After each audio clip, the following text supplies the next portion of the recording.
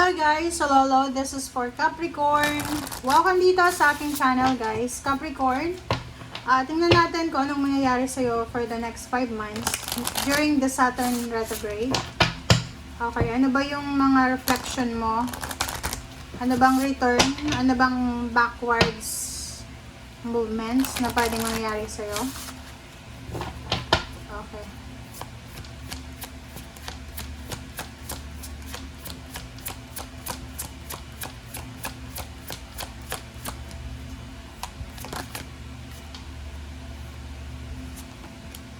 Oh, anxiety. So this is relationship.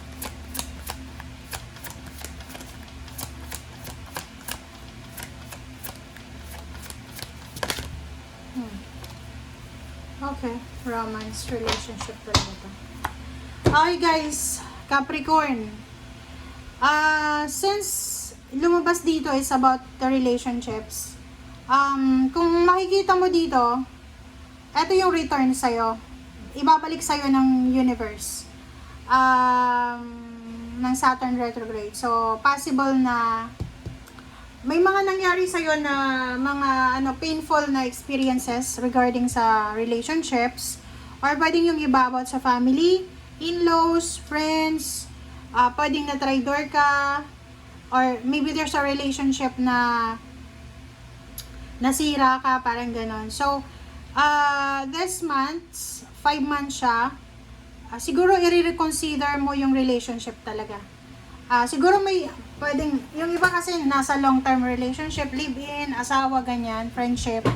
And during this Saturn retrograde, yun, pwedeng i-reconsider nyo yung mga ganyang klaseng commitments. Pwedeng makikipaghiwalay ka kasi ipa-prioritize mo na yung relationships mo ay may trust and mutual support.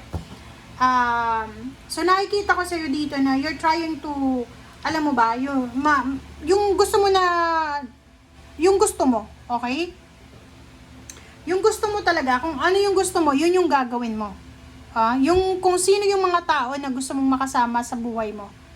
Even the family, parang nakikita ko sa iyo dito during this Saturn retrograde, may mga family members kayo na pwedeng iwasan nyo sila.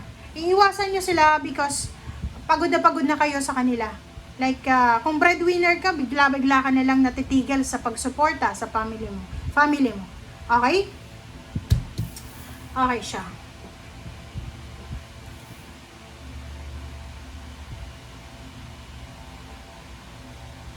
Okay, so nakikita ko sa'yo dito, pwedeng yung love life mo dati, sabihin na natin, nasa long-term relationship ka. Committed relationship. Ang problema, dahil sa pagiging hardworking mo, workaholic ka, napabayaan mo na yung relationship mo. Yun yung ibabalik sa'yo ng Saturn retrograde. Pwedeng makikipaghiwalay sa'yo yung karelasyon mo dahil sa nawalan ka ng oras sa kanya. Or makikipaghiwalay siya sa'yo kasi, wala ka ng suporta na nakikita sa kanya. Or galing sa kanya. Okay? Okay.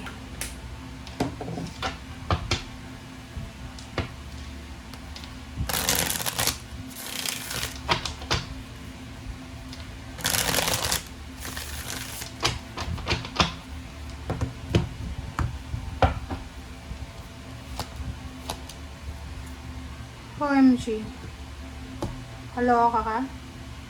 Capricorn, na-involve ka dati sa sa bullying? Na-involve ka ba sa bullying, sa chismis, or sa whatsoever? So, ibabalik yun sa'yo ng Saturn retrograde. Yung mga naging kaaway mo ay posibleng meron ng mga situation na may involve ka ulit sa kanila. 5 months kasi to malaking bagay to hindi natin yung yung Mercury retrograde nga na isang buwan lang, maraming nangyari. Ito pa kaya na 5 months. So, sabi ng baraha sa'yo dito, kung sa past mo, may mga situation na nangyari sa'yo regarding sa relationship, babalik siya. Okay, babalik siguro yung pain, yung betrayal, babalik yung, panghihinayang. Okay? Nakikita ko rin dito, ang maganda, is yung mga Capricorn na nasa ibang bansa, posibleng like for example, magkakaroon kayo ulit ng mga bagong motivations, kung paano mas mag-improve yung buhay nyo. May mga long-term goals kayo, leadership roles, or career plans na posibleng i-reconsider nyo ulit. Okay? Yun, basta ang sinasabi ng bara sa'yo dito, kailangan mong maging matured. Okay? Kailangan mong magkaroon ng pasensya, resilience, flexibility, kasi yun yung makakatulong sa'yo. And in terms of money, huwag tayong masyadong magpadalos-dalos sa mga gastos, ganyan-ganito, investment. Kailangan mong i-budget ang lahat, planuhin ang lahat. Okay? Para saan pa? At nagtrabaho ka ng nagtrabaho, tapos sasayangin mo lang yung pera mo. Diba? Napaka-workaholic mo eh. So, yun. So, if you are planning to travel abroad or work abroad, migrate, sabi ng bara dito, possible yan. Mabilis lang yung situation na yan na mag-flourish. But, make sure na, pag-aralan natin ng mabuti. Huwag magpadalos-dalos, syempre. Love life din, if you are single, or maybe, in a relationship ka, pero hindi ka na masaya sa current relationship mo, mag-iingat ka ha, na tumalon sa one relationship into another, kasi sasampalin ka ng Saturn retrograde. Okay? Iwasan yung mag-cheat ngayon ha. The 5 months is super crucial siya. Iwasan yung mag-cheat. Halimbawa, nagloko ka ngayong August or September. Pagdating ng November or December, sasampalin ka ng katotohanan niyang Saturn. Kasi 5 months yan guys 5 months. And yung mga cheater dati, naku, isasampal sa inyo. Kaya nga, di ba, kung may mga third party kayo, lalabas yung revelation yan, katotohanan, ngayong 5 months na to. Okay, kaya itago nyo na yan. Mayroon kang personal happiness na posibleng i-give up mo. I-give up mo siya, it's because siguro napagod ka na. Yun, isa, love life. May long term na kalibin ka, pero siguro pagod ka na. So, long distance relationships din, pwedeng hindi na mag-work. So, may mga, may mga breakups na pwedeng mangyari within the 5 months. Ang nakikita ko sa'yo dito, magfo-focus ka lang siguro sa magfo-focus ka sa pagpunta sa ibang bansa. And at the same time, you're looking for, foreigner. Nakikita ko dito, Ito yung priority mo ngayon, Capricorn.